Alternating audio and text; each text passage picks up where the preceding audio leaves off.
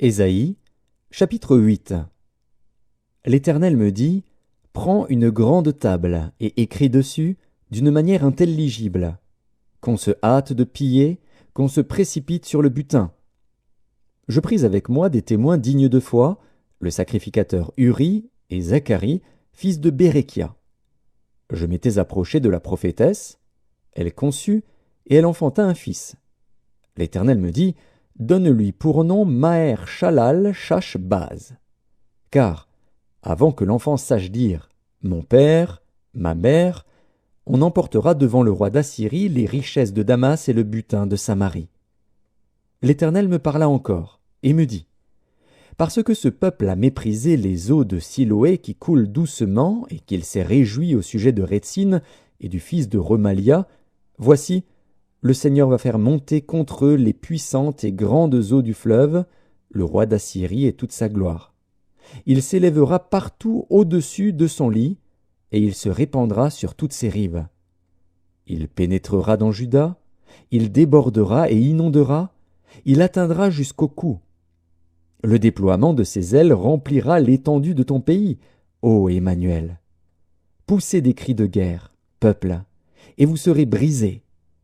Prêtez l'oreille, vous tous qui habitez au loin. Préparez-vous au combat, et vous serez brisés. Préparez-vous au combat, et vous serez brisés. Formez des projets, et ils seront anéantis. Donnez des ordres, et ils seront sans effet, car Dieu est avec nous.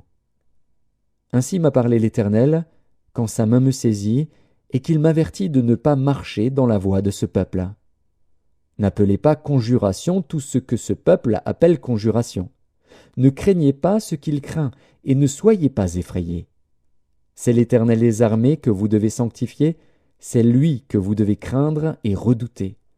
Et il sera un sanctuaire, mais aussi une pierre d'achoppement, un rocher de scandale pour les deux maisons d'Israël, un filet et un piège pour les habitants de Jérusalem.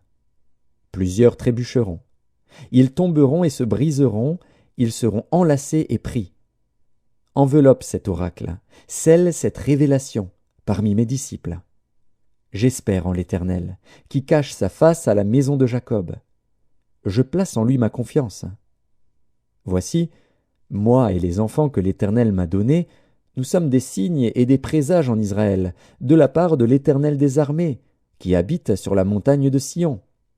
Si l'on vous dit, consultez ceux qui évoquent les morts et ceux qui prédisent l'avenir, qui poussent des sifflements et des soupirs, répondez, un peuple ne consultera-t-il pas son Dieu? S'adressera-t-il aux morts en faveur des vivants?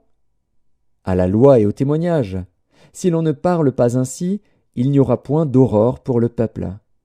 Il sera errant dans le pays, accablé et affamé, et, quand il aura faim, il s'irritera, maudira son roi et son Dieu, et tournera les yeux en haut. Puis il regardera vers la terre, et voici, il n'y aura que détresse, obscurité et de sombres angoisses. Il sera repoussé dans d'épaisses ténèbres.